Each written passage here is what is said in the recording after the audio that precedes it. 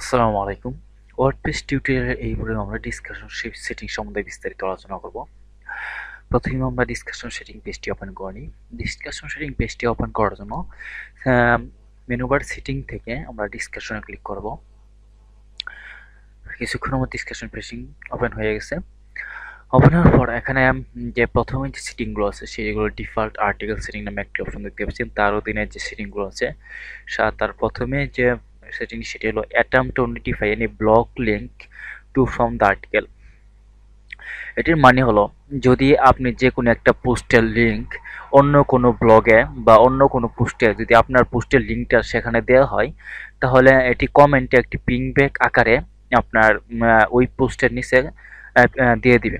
যদি আপনি এটি টিক চিহ্ন দিয়ে দেন তাহলে পিংব্যাক আকারে দিয়ে দিবে, আর যদি টিক চিহ্নটা তো তুলে দেন তাহলে কোনো পিংব্যাক আসবে না। মূলত এটি এটার কাজ। তারপরে নিচেরটি হলো allow link notification from other blog. এটি মানে আপনি যদি অ্যালাউ করেন তাহলে আসবে, নতুবা নয়। তারপর নিচে হলো allow people to post comment on new article. তার মানে হলো যদি আপনি নর্মাল ডিফল্টভাবে সকল পোস্টে যদি কমেন্ট অফ করে দিতে চান তাহলে এখান থেকে টিক চিহ্ন দিয়ে তুলে দেবেন, তাহলে কেউ আপনার কমেন্ট করতে পারবে না। আর টিক চিহ্ন দিয়ে দেন তাহলে সবাই কমেন্ট করবে। এটি কাজ। তারপর নিচে ব্লকটিতে আছে আদার কমেন্ট সেটিং। আদার কমেন্ট সেটিং এর ক্ষেত্রে প্রথমে যেটা আছে comment author must fill out name and email. এটির অর্থ হলো যদি আপনি এখানে টিক চিহ্ন দিয়ে দেন তাহলে যে ব্যক্তি যদি রেজিস্ট্রেশন না থাকে সে যদি কমেন্ট করতে চায় এবং রেজিস্ট্রেশনবিহীন কমেন্ট যদি উন্মুক্ত থাকে সেক্ষেত্রে তাকে অবশ্যই ইমেল এবং নাম দুটি লিখতে হবে। আর যদি টিক চিহ্ন তুলে দেন তাহলে সেক্ষেত্রে কোনো নাম বা ইমেল লিখতে হবে না। তারপর নিচের যে অপশনটি আছে user must be register and log in into comment.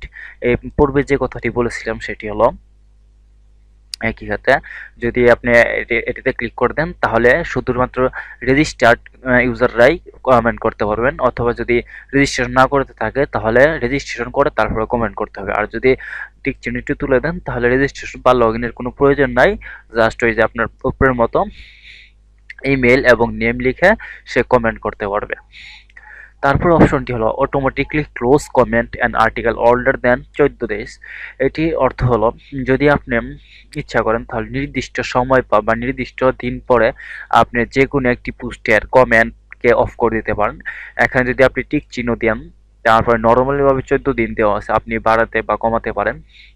সেক্ষেত্রে আপনি যত দিন দিবেন, যদি 10 দিন দেন তাহলে 10 দিন পরে সেই পোস্টটিতে কেউ কমেন্ট করতে পারবে না। নর্মালিভাবে আমরা এখানে কোনো ধরনের টিক চিহ্ন দিব না, সরাসরি এভাবে রেখে দেব।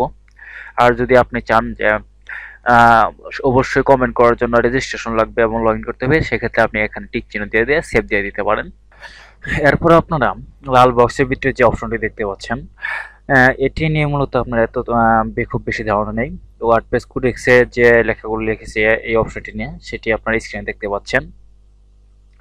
তারপর অপশনটি হলো এখানে যদি আপনি break comment into page with, এখানে যে 50 সংখ্যাটি দেওয়া আছে, আপনি যদি আপনার ইচ্ছা মতো সংখ্যা কমাতে বাড়াতে পারেন। যদি আপনি টিক চিহ্ন দিয়ে ধরে নিলাম আপনারা সংখ্যা 6টি কমেন্ট দিতে চান, তারপর 6টি কমেন্ট করার পর যে পোস্টে যে কোনো একটি পোস্টে 6টি কমেন্ট হওয়ার পর সেখানে একটি পেজ ব্রেক হবে। পেজ ব্রেক হওয়ার পর নতুন একটি পেজ হয়ে যাবে। তো আমরা এটি সেভ দিয়ে সরাসরি পেজটিতে চলে যাই, সেভ সেন্স দিই এবং একটি পোস্ট ওপেন করা আছে। এখানে আবার মোট 6টি পোস্ট আছে, কিন্তু যেহেতু আমরা 6টি পোস্টের কথা এখানে লিখেছি তাই এখানে 6টি পোস্টের পর কোনো পেজ ব্রেক হবে না। এখানে 6টি কমেন্ট কাউন্ট হওয়ার পর তারপর একটি পেজ ব্রেক হবে। তাহলে আমাকে এখানে আরেকটি কমেন্ট করতে হবে, যেমন তাহলে আমরা এখানে আরেকটি কমেন্ট করে নিই।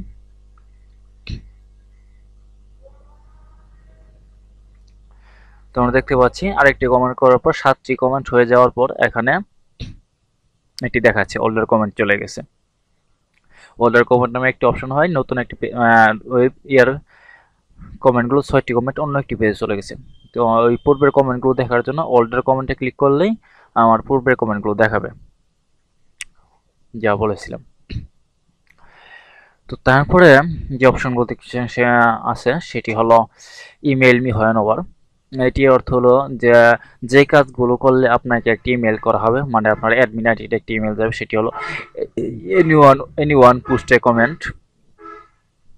মানে যদি কেউ আপনার পোস্টে কমেন্ট করে তাহলে আর a comment is hold for moderation, মানে কেউ যদি কোনো একটি কমেন্ট যদি কোনো কারণবশত কোনো স্প্যামের কারণে বা কোনো ব্ল্যাক ওয়ার্ডের কারণে বা কোনো আইপি অ্যাড্রেসের কারণে যদি সেটি মডারেশনের অপেক্ষায় থাকে তাহলেও একটি ইমেল দিবে। এই কমেন্ট মডারেশনটি একটি পরে আমরা দেখাচ্ছি মূলত এটি কি। তারপরে অপশনটি হলো বিফোর এ কমেন্ট অ্যাপিয়ার্স। এটি প্রথমে যে অপশন আছে comment must be manually approved, এর মানে আপনি যদি এই কমেন্টে অপশনটিতে ক্লিক করেন তাহলে কোনো ধরনের কমেন্টই সরাসরি পোস্টে কমেন্ট হবে না, সেটি আপনি যদি অ্যাপ্রুভ করেন তারপরে পোস্টে ডিসপ্লে হবে, তাছাড়া নয়। সেক্ষেত্রে আপনাকে নিচে আর এই টিক চিহ্নতে তুলে দিতে হবে, তাহলে যে কেউ কমেন্ট করবে তারপর আপনার একটি কমেন্টে করার জন্য একটি কমেন্ট এসে যাবে, সেটি হোল্ডিং রেখে দেবে, তারপর আপনি যদি অ্যাপ্রুভ করেন তাহলে সেটি পোস্টে ডিসপ্লে হবে। তারপর কমেন্ট মডারেশন, যেটি আমরা পূর্বে বলছিলাম a comment is held for moderation, যে এই সেটিংগুলো সেটি যদি প্রথমে বলা আছে hold a comment in a queue if it content two or more links, যদি এখানে আপনি সংখ্যা দিয়ে দেবেন, যদি একটি কমেন্টে দুইটি বা তিনটি যে লিঙ্ক যদি থাকে যেটি আপনি সংখ্যা আকারে দিয়ে দিবেন, যদি দুইটি লিঙ্ক থাকে তাহলে আমরা সেই কমেন্টটি অ্যাপ্রুভ হবে না এবং সেটি মডারেশনের অপেক্ষায় থেকে যাবে। যদি আপনি মডারেট অ্যাপ্রুভ করে দেন তাহলে সেটি পাবলিশ হবে, নতুবা না। তারপরে যে নিচের যে বক্সটি দেখতে পাচ্ছেন সেখানে আপনি আইপি অ্যাড্রেস, যে কোনো ধরনের টেক্সট বা যে কোনো ইমেইল ইউআরএল এখানে লিখে দিবেন, তাহলে যদি কেউ সেই ইমেইল বা আইপি অ্যাড্রেস বা এগুলোতে যদি কমেন্ট করে তাহলে ওই তার কমেন্টে এগুলো লেখে তাহলে তার কমেন্টে অ্যাপ্রুভ হবে না, সরাসরি অ্যাপ্রুভ হবে না, আপনার অ্যাপ্রুভের অপেক্ষায় থাকবে, মডারেটরের অপেক্ষায় থাকবে।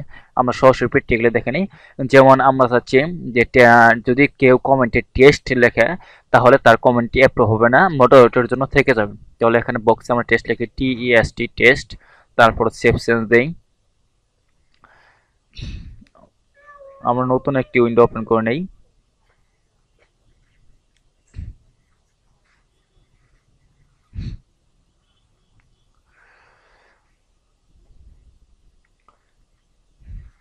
তো আমরা এই পোস্টটি দেখে নেই, এটি এখানে ইমেল এবং ইউজার নেম দেওয়া আছে, যেহেতু আমরা টেস্ট কমেন্ট এইটিকে লিখেছি তাহলে এখানে টেস্ট দিই TEST, তো পোস্ট কমেন্ট। সো এখানে দেখছি your comment is awaiting moderation test, তার মানে আপনার কমেন্টটি মডারেশন অপেক্ষা আছে। তো তারপরে এখন আপনার অ্যাডমিন আইডিতে যে দেখেন, রিলোড দেন একটা,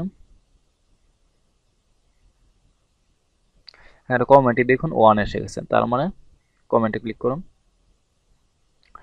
এখানে একটি কমেন্ট সাবমিটেড আছে, আপনি যদি এটিকে অ্যাপ্রুভ করতে চান তাহলে অ্যাপ্রুভ ক্লিক করে সেই কমেন্টটি অ্যাপ্রুভ হবে, তারপর পোস্টে পাবলিশ হবে, নতুবা নয়।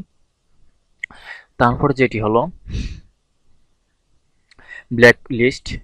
কমেন্ট ব্ল্যাক লিস্ট হলো আপনি যে কোনো ধরনের নাম বা ইউআরএল বা আইপি অ্যাড্রেস যদি আপনি চান তাহলে সম্পূর্ণভাবে ব্ল্যাক লিস্টে রাখতে পারেন, তাহলে সেই ওয়ার্ডে বা আইপি অ্যাড্রেসে বা ইমেইলে বা যে কোনো কিছুতেই টেক্সট হোক তাহলে সেটি লিখতে পারবো না।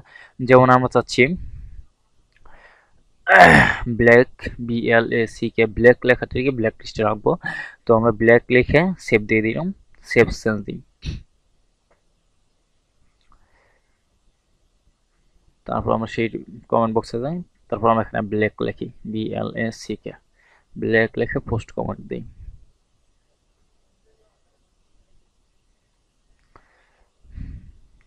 দেখা যাচ্ছে ইউর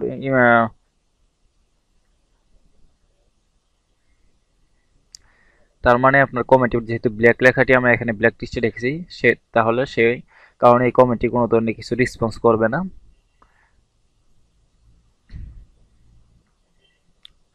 কোনো ধরনের এওয়েটিং মডারেশন বা অন্য কিছু নেই, সরাসরি কমেন্টটি রিমুভ হয়ে গেছে। তারপরে যে অপশনটি আছে সেগুলো অ্যাভাটার। অ্যাভাটার বলতে আমরা নর্মালি ভাবে প্রোফাইল পিকচারকে বোঝানো হয়। যদি আপনাকে প্রোফাইল কমেন্টে যে কমেন্ট করবে সে যদি আপনার তার প্রোফাইল পিকচার যদি আপনি দেখাতে চান তাহলে শো অ্যাভাটারে টিক চিহ্ন দিয়ে দিবেন। আর যদি দেখাতে না চান তাহলে টিক চিহ্নিত তুলে দেবেন। তারপর এখানে বিভিন্ন ধরনের অ্যাভাটার আছে, আপনি যে অ্যাভাটারটি চান সেই অ্যাভাটারে টিক চিহ্ন দিয়ে দিবেন। ধরে নিন আপনারা এই অ্যাভাটার চাচ্ছেন, এই অ্যাভাটার টিক চিহ্ন দিয়ে সেভ সেন্সে দিলেই তো সেই অনুযায়ী অ্যাভাটার কমেন্টে ডিসপ্লে হবে।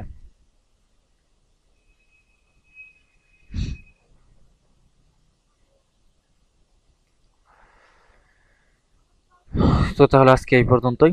আল্লাহ হাফেজ।